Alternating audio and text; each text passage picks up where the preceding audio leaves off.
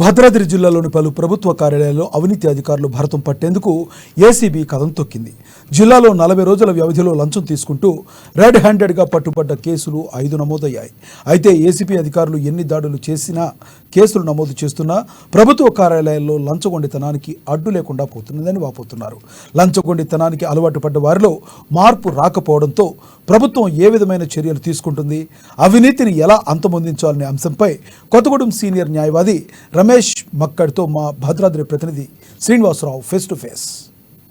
భద్రాద్రి కొత్తగూడెం జిల్లాలో గత 40 రోజుల వ్యవధిలోనే 5 ఏసీబీ కేసులు నమోదు కావడం ఆశ్చర్యానికి గురిచేస్తుంది. చట్టాలు ఎన్ని ఉన్నా అధికారుల్లో మార్పు రాకపోవడం ప్రజలు విస్మయానికి చెందుతున్నటువంటి నేపథ్యం ఉంది. అలాగే భద్రాచలంలో సబ్ ఇన్స్పెక్టర్ శ్రీనివాస్ కావచ్చు, అలాగే చర్ల తహసీల్దార్ కార్యాలయంలో ఉన్నటువంటి డిప్యూటీ తహసీల్దార్ లంచం తీసుకుంటూ కావచ్చు, అలాగే అశ్వరావుపేట సబ్ స్టేషన్లో ఏఈ ₹1,00,000 లంచం తీసుకుంటూ ఏసీబీకి దొరికినటువంటి నేపథ్యం ఉంది. అలాగే పాల్వంచ మున్సిపాలిటీలోని టీపీఓ అసిస్టెంట్ టీపీఓ అయినటువంటి ఆమె కూడా ₹15,000 లంచం తీసుకుంటూ ఏసీబీకి దొరికినటువంటి నేపథ్యం ఉంది.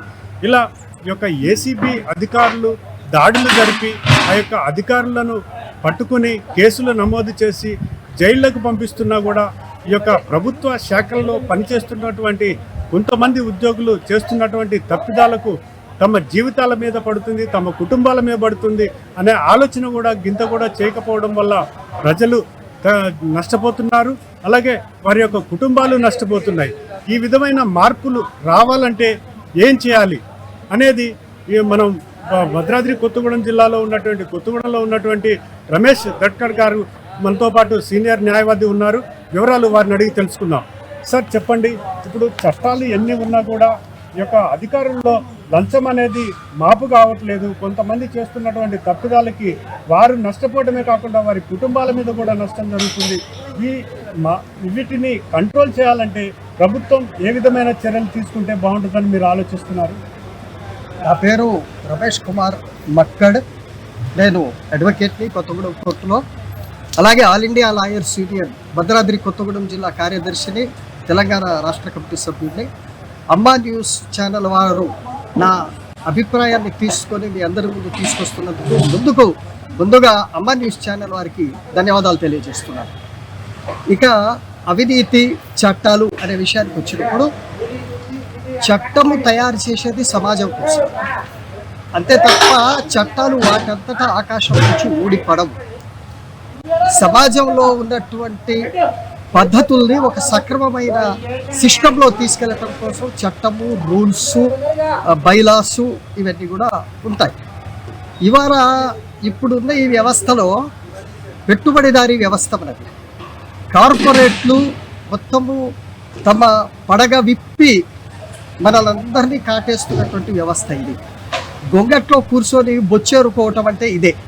లాభం తప్ప ఇంకొకటి తెలవని కార్పొరేట్ వ్యవస్థలో ప్రతి ఒక్కరూ లాభాల గురించి ఆలోచించే సంస్కృతి, పెట్టుబడిదారీ సంస్కృతి మన దేశాన్ని, మన రాష్ట్రాన్ని ఆవహించింది.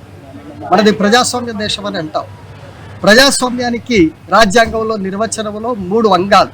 1 చట్టసభలు, చట్టాలు తయారు చేస్తాయి. 2 అధికార వ్యవస్థ, బ్యూరోక్రసీ, వాళ్ళు చట్టాలు అమలు చేస్తారు. 3వది జ్యుడిషియరీ, న్యాయ వ్యవస్థ. ఈ సక్రమంగా చట్టాలు అమలవుతున్నాయా లేదా, ఎవడన్నా తప్పు చేశాడా వాళ్ళని శిక్షిస్తారు. ఇప్పుడు 4వ స్తంభం కింద ప్రెస్సుని కూడా దీని కింద జోడించారు. మరి ఈ పరిస్థితుల్లో మొట్టమొదటిది చట్టసభలు. చట్టసభల్లో ఉన్నటువంటి ప్రతినిధులు నీతిపరులైతే, ఒకప్పటి స్వాతంత్ర కాలం నాటి చట్టసభల ప్రతినిధుల్లాగా ఉంటే సమాజం మొత్తం నీతివంతంగా ఉంటుంది. కానీ ఇవాళ నేను చూసా పేపర్లో 6వ దశ ఎన్నికలు జరిగినాయి. అందులో 299 మంది కోటీశ్వరులు, 199 మంది నేర చరిత్ర కలిగిన వాళ్ళు పోటీ చేస్తున్నారు. పార్లమెంటులో 90% పైగా కార్పొరేట్ల ప్రతినిధులు, కార్పొరేట్లు, నేర చరిత్ర కలిగిన వాళ్ళు ఉన్నారు. మరి చట్టసభలు ఇలా నిండినప్పుడు బ్యూరోక్రసీ కూడా వాళ్ళకు తలొగ్గాల్సి వస్తుంది. వాళ్ళు ఎట్లా చెప్తే అట్లా వినాలా. ఇప్పుడు మనం ఫోన్ ట్యాపింగ్ కేసు చూస్తున్నాం.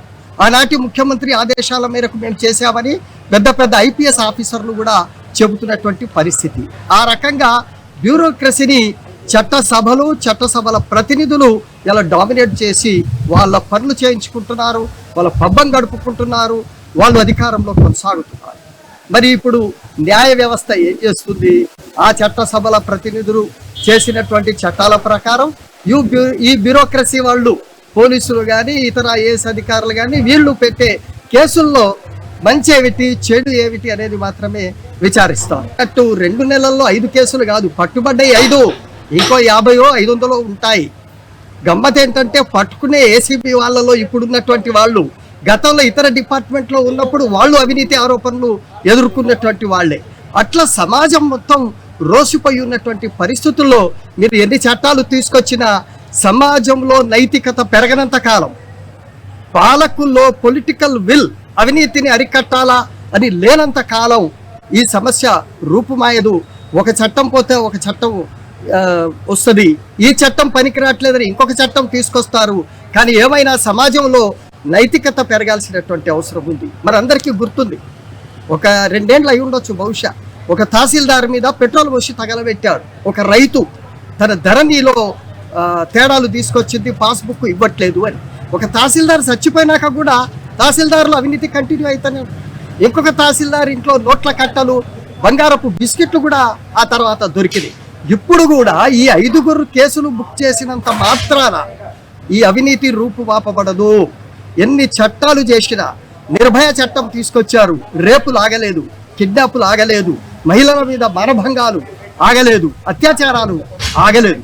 కాబట్టి చట్టము సమాజాన్ని నడిపించదు, సమాజం యొక్క అవసరాలకు అనుగుణంగా మాత్రమే చట్టాలు వస్తాయని నేను మొదట్లో చెప్పాను.